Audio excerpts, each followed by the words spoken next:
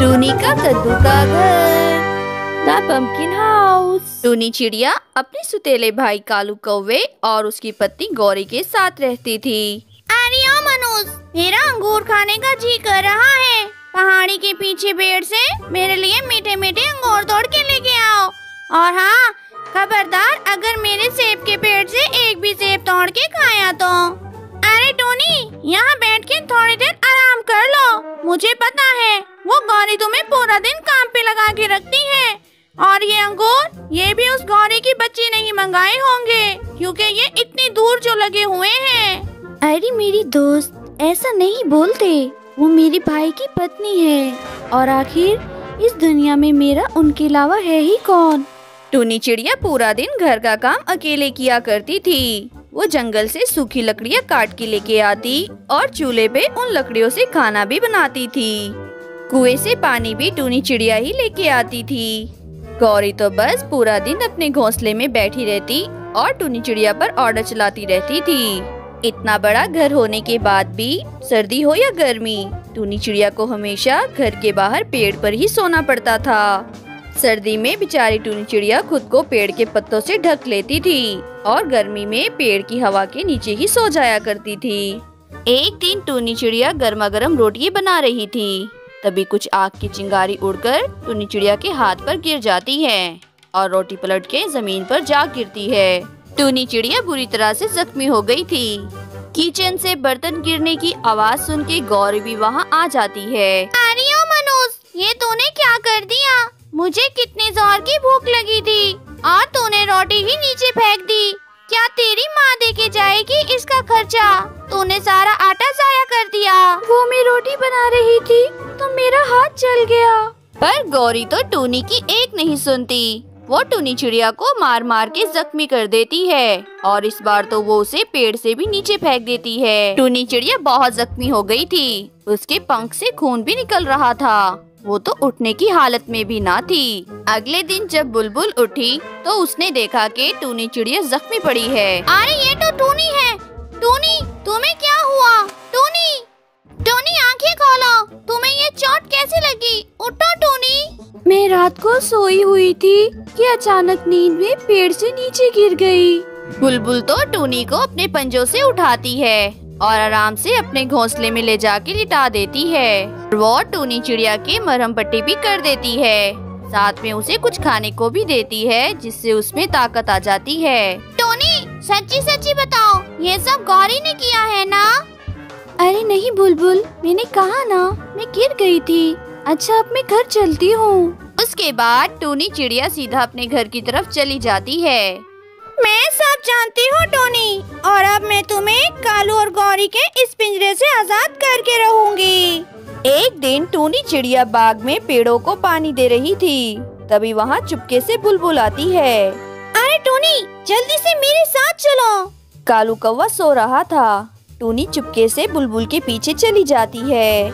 जंगल के सारे पंछी राजा के सामने एक चौराहे पर जमा हुए थे। तो आप सब लोग तैयार है ना? आप सब लोगों को एक एक पौधा दिया जाएगा। आपने उसका ध्यान रखना है। जिसका कद्दू सबसे बड़ा होगा उसे इनाम दिया जाएगा। बुलबुल ने टूनी चिड़िया का नाम भी मुकाबले में लिखवा दिया था। सारे पंछियों को एक एक पौधा दे दिया जाता है। टूनी को भी कद्दू का पौधा मिल जाता है। जब कालू कौवे को इस मुकाबले का पता चलता है तो वो भी अपना नाम इसमें लिखवा देता है। अच्छा, तो तुमने भी इस मुकाबले में हिस्सा लिया है। तुम मुझे हराना चाहती हो? जाओ, अभी के अभी अपना नाम कटवा के आओ। अरे कालू कौवे, ये क्या? तुम टोनी से डर रहे हो क्या? अरे ये तो अपना शौक पूरा कर रही है। तुम तो एक खानदानी किसान हो। भला तुम्हें किसका क्या डर? ये मुकाबला तो तुम ही जीतोगे। कालू कौवा तो बुलबुल की झूठी तारीफ के जाल में फंस जाता है और वो टूनी चिड़िया को इजाजत दे देता है। तोता अपने घर के बाहर ही उस नन्हे पौधे को लगा देता है और उसका खूब ख्याल रखने लगता है। टूनी चिड़िया ने अपना पौधा बाग में पेड़ के साथ लगा दिया था और समय समय पे उसे पानी देती रहती और उसका खूब ख्याल रखती थी।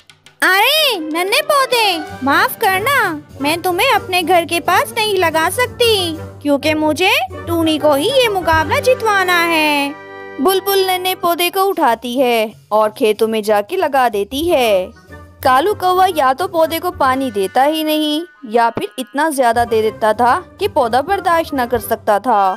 दूसरी तरफ टूनी चिड़िया का पौधा अब बड़ा होने लगा था और कालू कौवे का पौधा समय पे पानी ना मिलने की वजह से काला पड़ के सूख जाता है और एक दिन मर जाता है। अरे ये क्या हो गया? लगता है उस गंदी आंखों वाली टूनी चिड़िया की नजर लग गई है। अभी जाके उसका पौधा देखता हूँ।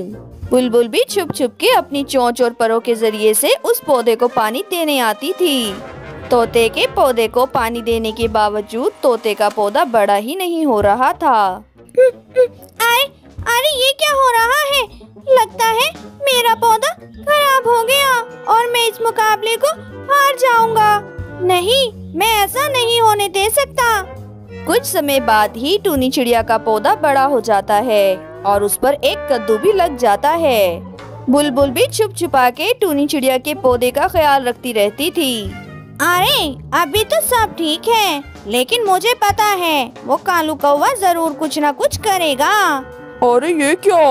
टूनी चिड़िया का पौधा इतना बड़ा हो गया है और इस पर कद्दू भी लग गए हैं। टूनी, मैं क्या करूं? मैं हार जाऊंगा। मेरा तो पौधा भी मर गया और ऊपर से वो टूनी चिड़िया को तो इतना बड़ा कद्दू हो गया है। अरे हाँ कालू जी, ये तो सच में बहुत गलत हुआ आपके साथ।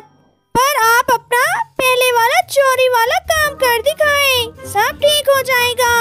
मुकाबले से एक दिन पहले तक टूनी चिड़िया का कद्दू बहुत बड़ा हो गया था। अरे वाह टूनी, कमाल कर दिया तुमने तो। ये हुई ना मुकाबले को जीतने वाली बात।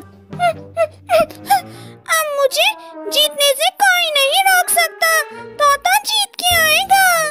तोता भी मुकाबला जीतने के लिए बाजार से बहुत बड़ा कद्दू खरीद के ले आया था। रात में जब टूनी चिड़िया सो रही थी, कालू कौवा बाग में आता है और वो कद्दू तोड़ के वहाँ से ले जाता है। मुकाबले के दिन टूनी चिड़िया जब बाग में आई तो देखा कि उसका कद्दू चोरी हो गया है। वो बहुत उदास हो जाती है।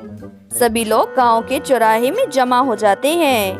तोते और कालू दोनों के पास बहुत बड़े बड़े कद्दू थे, जबकि टूनी चिड़िया और बुलबुल दोनों ही खाली हाथ गए थे। मिस बुलबुल और टूनी, आप दोनों के कद्दू कहाँ हैं? अरे चील मौसी, आप तो जानती हैं मुझे खेती बाड़ी नहीं आती। मेरा पौधा तो 2 दिन में ही मर गया था। चील मौसी, मैंने कद्दू का पौधा उगाया था और मेरा कद्दू बहुत बड़ा हो गया था, लेकिन आज सुबह ही वो चोरी हो गया है। 5 लोगों को पौधे दिए गए थे। बुलबुल, टूनी चिड़िया, कालू कौवा, तोता और टुन्ना। बुलबुल का पौधा मुरझा गया है। टूनी चिड़िया का कद्दू भी चोरी हो गया। इसका मतलब ये हुआ ये मुकाबला तो कालू ही जीतेगा। अरे ये क्या बात हुई? कालू क्यों जीतेगा? मेरे पास भी तो कितना बड़ा कद्दू है। तोते, तुमने बेईमानी की है, क्योंकि तुम्हें दिया गया पौधा तो नकली था, तो भला उसमें से कद्दू कैसे उग सकता है? तुम्हें इस बात की सजा जरूर मिलेगी। अरे चील मौसी, जब सजा का नाम आया ही है तो तोते को क्यों, काले कौवे को भी साथ लेके जाइए। उसके बाद बुलबुल एक मोबाइल दिखाती है जिसमें कालू कौवे की वीडियो बनी हुई थी। कालू कौवा टूनी चिड़िया का कद्दू चोरी करके लेके जा रहा था। उसके बाद कालू कौवे और तोते दोनों को पेड़ के साथ बांध दिया जाता है। टुन्ना मुकाबले वाले दिन हाजिर ना हो सका था, इसलिए विनर टूनी चिड़िया को ही बना दिया जाता है। जब टूनी चिड़िया अपना तोहफा घर लेके जाती है तो गौरी को बहुत गुस्सा आता है और वो गौरी तो टूनी चिड़िया को घर से बाहर निकाल देती है। चली जाए यहाँ से मनोज, अब अपनी शक्ल मत दिखाना और मेरे घर में कभी कदम मत रखना। दफा हो जाए यहाँ से। टूनी चिड़िया बैठी रो रही थी, तभी वहाँ बुलबुल आ जाती है। अरे टूनी, अब इसमें रोने की क्या बात है? तो पागल हो क्या? तुम्हारी मेहनत तुम्हारी सामने है, इसमें तुम रह भी सकती हो। क्या मतलब? क्या कह रही हो तुम बुलबुल? अरे टूनी, तुमने ये जो कद्दू उगाया है ये बहुत बड़ा है और बहुत मजबूत भी। तुम इसे अंदर से खोखला करके इसका घर बना के रह सकती हो। और और हाँ, मैंने अपना घर किराए पे दे दिया है। मैं भी तुम्हारे साथ ही रहा करूँगी। उसके बाद टूनी चिड़िया और बुलबुल दोनों कद्दू के बनाए घर में रहने लगते हैं। सच है बुलबुल, दुनिया में सबसे ज्यादा दोस्त ही दिल के करीब होते हैं और वही आपकी परेशानी समझ सकते हैं।